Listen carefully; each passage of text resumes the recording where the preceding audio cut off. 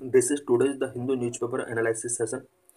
Today we will discuss mainly three issues. The first issue is the student and the three language debate, and the second issue is in a first private US spacecraft lands upright on lunar surface. The third issue is the necessity of mainstreaming wetland conservation. So let's discuss all the issues in detail. National Education Policy 2020. Why Tamil Nadu reserved three language policy? There has been a tussle between the centre and Tamil Nadu government over the three language formula in schools under the New Education Policy 2020. New education policy 2020 के अंदर जो three language formula policy incorporate किया है, इस policy की वजह से central government and Tamil Nadu government के बीच में कुछ टसल्स यहाँ पर शो हो रहे हैं. The union government has indicated that it needs to be complied with for release of funds tied to the समग्र शिक्षा अभियान. यूनियन गवर्नमेंट ने इंडिकेट किया है कि समग्र शिक्षा अभियान के अंडर अगर किसी स्टेट को फंड चाहिए तो उसको नेशनल एजुकेशन पॉलिसी 2020 को फॉलो करना होगा. However, the Tamil Nadu government viewed it as a smoke screen for Hindi imposition and insist that it would continue with its two language policy. Tamil Nadu government ने कहा है कि ये एक तरीके से हिंदी को तमिलनाडु के अंदर इम्पोज करने की एक कोशिश है और तमिलनाडु अपना जो टू लैंग्वेज पॉलिसी है उसको कंटिन्यू रखेगा. उसने ऐसा डिसीजन टेकिंग किया है. What are constitutional provisions? The constitution provide that Hindi is the official language of union. Constitution के अंदर प्रोविजन किया गया है कि हिंदी ऑफिशियल लैंग्वेज है यूनियन का. English was provisioned as the official language for 15 years from the commencement of the Constitution till 1965. Constitution के commencement के बाद स्टार्टिंग के 15 years इट मीन्स अबाउट 1965 तक इंग्लिश को ऑफिशियल लैंग्वेज के तौर पर प्रोविजन किया गया था. However, the official language at 1963 provide for the continued use of English in addition to Hindi for all official purpose of the union without any time limit. 15 year के बाद it means 1965 के बाद official language act 1963 के according English को हिंदी के साथ साथ official language के रूप में कंटिन्यू रखने का यहाँ पर डिसीजन टेकिंग किया है. और इंग्लिश के लिए यहाँ पर अब कोई टाइम लिमिट सेट नहीं थी, उसको विदाउट एनी टाइम लिमिट अब ऑफिशियल लैंग्वेज के रूप में कंटिन्यू किया जाता रहा और आज भी किया जा रहा है. The legislature of a state may adopt any one or more of the language in use in the state or Hindi as the official language for official purpose of that state. State legislature को ये power दी गई है कि वो हिंदी के साथ साथ किसी अदर लैंग्वेज को भी स्टेट ऑफिशियल लैंग्वेज के तौर पर अडॉप्ट कर सकते हैं. Further, the Constitution provides that it shall be the duty of the Union to promote the spirit of the Hindi language so that it may serve as a medium of expression for all the elements of the composite culture of the India. Constitution के अंदर ये provision किया गया है कि union government का ये duty है कि वो हिंदी लैंग्वेज को स्प्रेड करे, बिकॉज इंडिया का जो कंपोजिट कल्चर है उसके एलिमेंट को हिंदी लैंग्वेज में एक्सप्रेस करने के लिए यहाँ पर यूनियन गवर्नमेंट के लिए एक ड्यूटी इम्पोज की गई है कॉन्स्टिट्यूशन के through. What is the three language policy? Three language policy क्या है? The three language formula was first introduce in national education policy of 1968. National education policy 1968 के अंदर पहली बार थ्री लैंग्वेज फॉर्मूला इंट्रोड्यूस किया गया था. This policy and the official language resolution 1968 mandate the teaching of Hindi as a language in non Hindi speaking state. National education policy 1968 and official language resolution 1968, ये दोनों जो एक्ट रहे हैं इन्होंने नॉन हिंदी स्पीकिंग स्टेट के अंदर हिंदी के टीचिंग को मैंडेट किया. There were protests against the same in Tamil Nadu and it has steadfastly followed its two language policy of teaching Tamil and English in its government school. National education policy 1968 and official language resolution 1968 के अंदर जो provision किया गया था कि हिंदी का teaching non Hindi speaking state के अंदर मैंडेट किया जाए, इसके अगेंस्ट तमिलनाडु स्टेट के अंदर कुछ प्रोटेस्ट स्टार्ट होते हैं और इमिडिएटली इसके बाद तमिलनाडु के अंदर टू लैंग्वेज पॉलिसी यहाँ पर फॉलो किया जाता है जिसके under Tamil and English language को इन्होंने एजुकेशन में कंटिन्यू रखा. The National Education Policy 2020 has retained the three language formula, albeit with a key difference that it does not impose any language on any state. National education policy 2020 में three language formula continue retain किया गया है, but किसी भी language को state के अंदर यहाँ पर इम्पोज नहीं किया गया है इस न्यू प्रोविजन के अंदर। It specifies that the language to be learn will be choice of state. State का चॉइस होगा कि वो किसी भी लैंग्वेज को लर्निंग पर्पज के लिए यूज कर सकता है। रीजन्स एंड स्टूडेंट के बेस पर लैंग्वेज का चूज यहाँ पर किया जा सकता है। So long at least two of the three language are native to India. But यहाँ पर कंडीशन यह है कि थ्री लैंग्वेज में से टू लैंग्वेज नेटिव इंडियन होनी चाहिए। बट तमिलनाडु के अंदर जो मेन इशू है वो ये है कि यहाँ पर टू लैंग्वेज पॉलिसी है, टू लैंग्वेज में से वन लैंग्वेज ये जो कि इंग्लिश है वो इंडियन नेटिव नहीं है। Issue with English language. While English is not a native language, its proficiency has helped us to in becoming globally competitive in various service industries. English native language नहीं है, लेकिन इसका proficiency, English में proficiency हमें globally competitive becoming करने में help कर सकता है। स्पेशली वेरियस सर्विस इंडस्ट्रीज में अगर हमें ग्लोबली कॉम्पिटिटिव बनना है तो उसके लिए हमें इंग्लिश प्रोफिशिएंसी चाहिए। India is a multilingual country and the objective of learning more Indian language in school is desirable.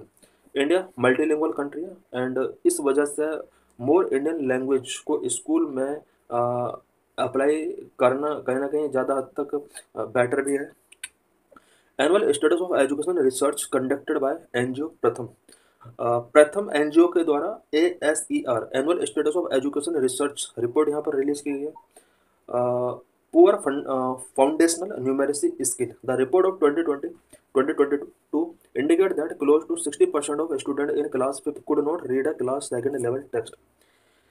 2022 की एक असर रिपोर्ट के अकॉर्डिंग इंडिया में फिफ्थ क्लास के अबाउट 60% चिल्ड्रन स्टूडेंट ऐसे हैं जो क्लास 2nd लेवल की टेक्स्ट रीडिंग नहीं कर सकते।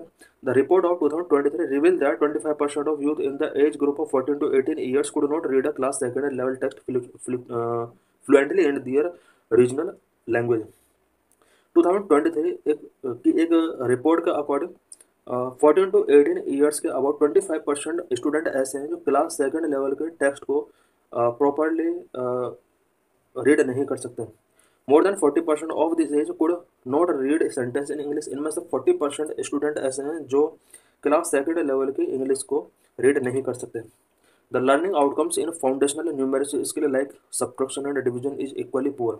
लर्निंग आउटकम्स में अगर सब्ट्रैक्शन एंड डिवीजन का देखा जाए तो यहाँ भी बहुत ज़्यादा चिल्ड्रन के अंदर बहुत ज़्यादा प्रॉब्लम्स यहाँ पर यह रिपोर्ट शो करती है। Lack of expenditure on education. In 2022, out of the total revenue expenditure on elementary education estimated at rupees 3.03 lakh crore, 15% is spent by the center while 85% is spent by the state. Elementary education के लिए 2019-20 के लिए जो budget allocate किया गया था वो estimated 3.03 lakh crore का यहाँ पर बजट एलोकेट किया गया था, जिसमें से 15% सेंट्रल गवर्नमेंट को स्पेंड करना होता है, वहीं 85% स्टेट गवर्नमेंट यहाँ पर स्पेंड करती है। The total expenditure on elementary secondary higher and technical education by the centre and state combined hovers around 4 to 4.5% of GDP as against the target of 6% set out in the national education policy 2020।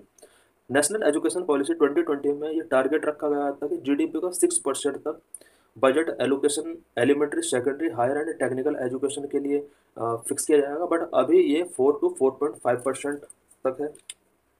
Thus the expenditure on education is yet to reach the desired level। Desired level तक अभी expenditure education sector में नहीं किया जा रहा है जितना need है। Conclusion, there must be a constructive dialogue between the centre and Tamil Nadu government to ensure that funding is not delayed.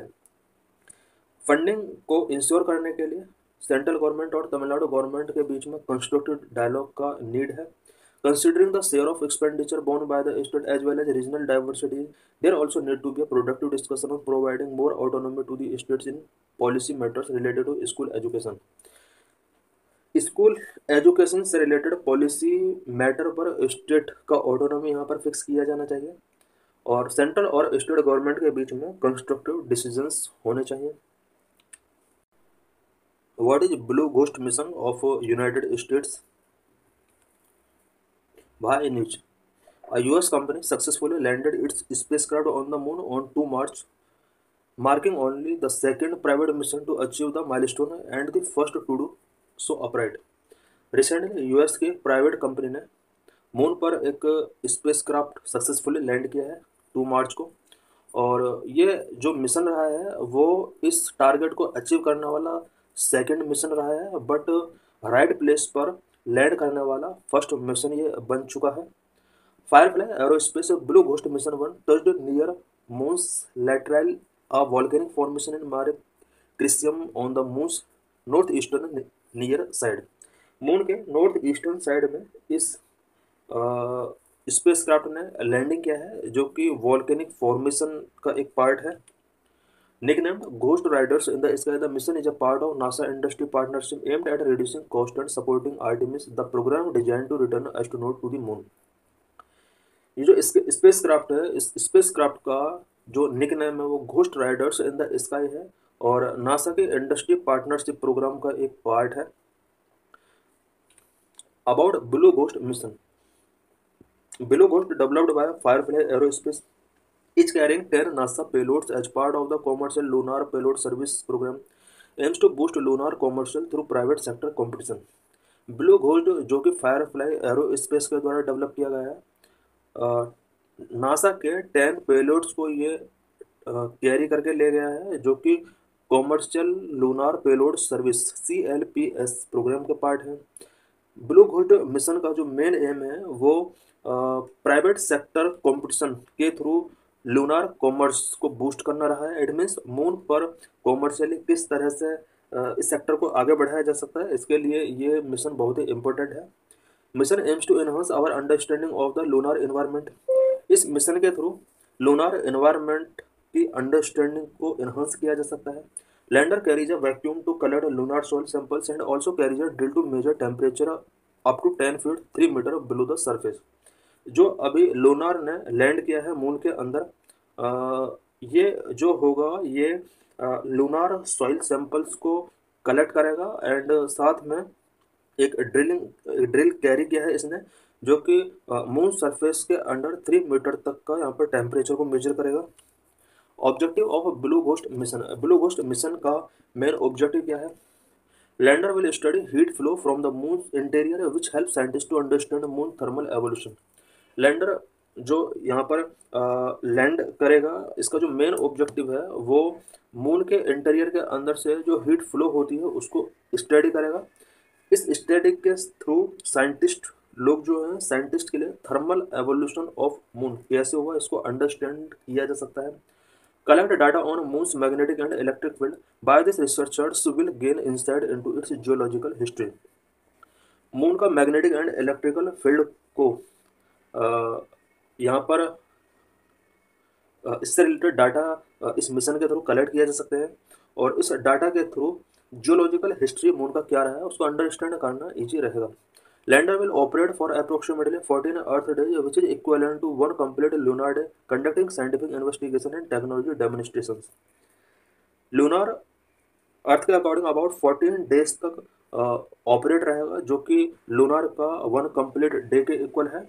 और यहाँ पर ये scientific investigations and technology demonstrations conduct करेगा।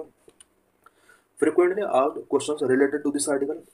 Who launched Blue Ghost? The lander called Blue Ghost launched to orbit on the SpaceX rocket।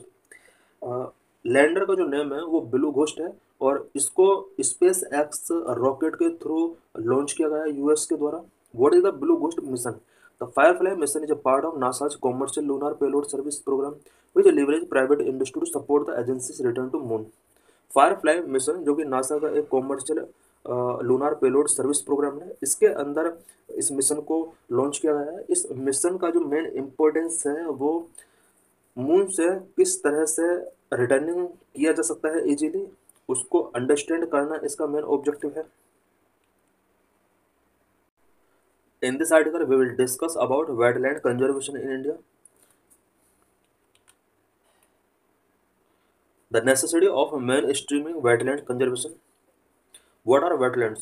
Wetlands are areas of marsh, fen, peatland with water that is static or flowing, including marine areas with a depth not exceeding 6 meters। Wetland वो areas होते हैं जो Marcy, fan या Peatland होते हैं जहाँ पर water होता है, वाटर स्टैटिक भी हो सकता है, फ्लोइंग भी हो सकता है, इंक्लूडिंग मैरीन एरियाज जितने भी हैं जो कि 6 मीटर से ज़्यादा डेप्थ उनका नहीं होना चाहिए, उस एरिया को हम वेटलैंड में काउंट करते हैं। Wetlands are ecotone having land transitional between aquatic and terrestrial ecosystem. Wetland ecotone होते हैं जो कि एक्वेटिक एंड टेरेस्ट्रियल इकोसिस्टम के बीच में लैंड ट्रांजिशनल रखते हैं। टाइप्स ऑफ वेटलैंड, वेटलैंड कितने टाइप का होता है? Number 1 coastal wetland, number 2 shallow lake and ponds, number 3 marshes, number 4 swamps, number 5 bogs, number 6 estuaries.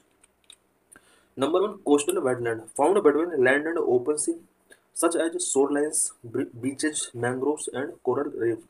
Coastal wetland जो होते हैं वो लैंड एंड ओपन सी के बीच में होते हैं। For example shorelines, beaches, mangroves and coral reef, ये सब कोस्टल वेटलैंड के एग्जांपल हो सकते हैं। Number 2 shallow lakes and ponds, areas of permanent water with little flow including ponds, spring, pool, salt lake and volcanic crater lake.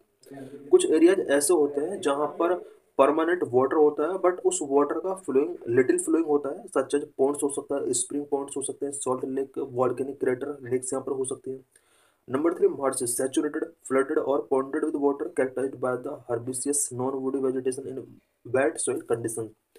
Marshes में यहाँ पर कुछ फ्लडेड रीजन्स इसके एग्जाम्पल हो सकते हैं, पॉन्डेड विद वाटर, या फिर कुछ हर्बिसियस प्लेसेस जहाँ पर नॉन वुडी वेजिटेशन अवेलेबल होता है। इन एरियाज को भी हम वेटलैंड काउंट कर सकते हैं। दे कैन बी टाइडल और नॉन टाइडल, मार्सेस टाइडल भी हो सकते हैं, नॉन टाइडल भी हो सकता है। Number 4 swamps dominated by trees and shrubs, swamps अगर इन फ्रेश वाटर और salt water flood plains. Swamps के अंदर ट्रीज एंड श्रब्स बहुत ज़्यादा क्वांटिटी में आपको मिल जाएंगे, एंड फ्रेश वाटर और salt water flood plain areas में स्वैम्प्स बहुत ज़्यादा क्वांटिटी में मिल जाएंगे। Number 5 box waterlogged peatlands found in old lake basin or landscape depression with most water coming from rainfall. waterlogged peatland और एरियाज में found होते हैं जहाँ पर ओल्ड लेक बेसिन्स होते हैं और लैंडस्केप डिप्रेशन जहाँ पर होते हैं वहाँ पर बॉक्स मिल जाएंगे। Number 6 estuaries, estuaries are areas where river meet the sea transitioning from fresh to salt water rich in biodiversity. Estuaries वो एरियाज होते हैं जहाँ पर रिवर्स सी के साथ मीटिंग करती हैं, यहाँ पर फ्रेश वाटर सॉल्ट वाटर से यहाँ पर ट्रांजिशन होता है और बायोडाइवर्सिटी यहाँ पर बहुत ज़्यादा मिल जाएगी। This is known as estuaries. For example deltas, tidal mud floods and salt marshes. Significance of wetland, wetland का क्या सिग्निफिकेंस है? नंबर 1 नेचुरल वाटर फिल्टर के तौर पर वर्क करते हैं। नंबर 2 फ्लड प्रिवेंशन में बहुत इंपॉर्टेंट रोल प्ले करते हैं। Number 3 habitat for wild life. Number 4 carbon sequestration, livelihood. Number 1 natural water filters, wetland act as natural water filters by trapping sediments, breaking down pollutants and absorbing excess nutrients. Wetland जितने भी होते हैं ये एक natural water filter के तौर पर work करते हैं बिकॉज ये सेडिमेंट्स को ट्रैप करते हैं, पॉल्यूटेंट्स को ब्रेक डाउन करते हैं एंड एक्सेस न्यूट्रिएंट्स को एब्जॉर्ब करने में इंपॉर्टेंट रोल प्ले करते हैं। This process improve water quality, makes it cleaner and safer for human consumption and supporting overall ecosystem health. Natural water water filter जिस तरह से वेटलैंड करते हैं इसकी वजह, ये जो प्रोसेस होता है इससे वाटर क्वालिटी इंप्रूव होती है, वाटर क्लीन होता है, ह्यूमन कंजप्शन के लिए सेफ है एंड ओवरऑल इकोसिस्टम हेल्थ के लिए वेटलैंड एक सपोर्ट प्रोवाइड कराते हैं। Number 2 flood prevention, wetland absorb and store excess water reducing flood risk and protecting homes and infrastructure. Wetland excess water को एब्जॉर्ब करते हैं, स्टोर करते हैं, इसकी वजह से फ्लड रिस्क रिड्यूस होते हैं और फ्लड रिस्क अगर कम होता है तो होम्स एंड इंफ्रास्ट्रक्चर को इसके थ्रू प्रोटेक्ट किया जा सकता है। As per National Disaster Management Authority, wetland can significantly reduce floods risk in surrounding areas by up to 60%. NDMA के एक रिपोर्ट के अकॉर्डिंग वेटलैंड 60% तक फ्लड रिस्क को रिड्यूस कर सकते हैं। Number 3 habitat for wild life, wetland provide habitat for many species of fish, birds and other wild life including threatened species like the sarus crane. Wetland habitat provide कराते हैं various species के लिए such as fish, birds and other wild life including sarus crane जो कि एक threatened species है। Wetland support over 40% of the world's species despite covering only about 6% of the earth surface. Earth के overall surface के साथ अगर wetland का compare किया जाए तो ओनली 6% एरिया में वेटलैंड है, बट वर्ल्ड के स्पीसीज ओवरऑल स्पीसीज का 40% तक ये उसको हैबिटेट प्रोवाइड कराता है। Number 4, carbon sequestration. Wetland store large amount of carbon in their soil and vegetation which help to mitigate climate change.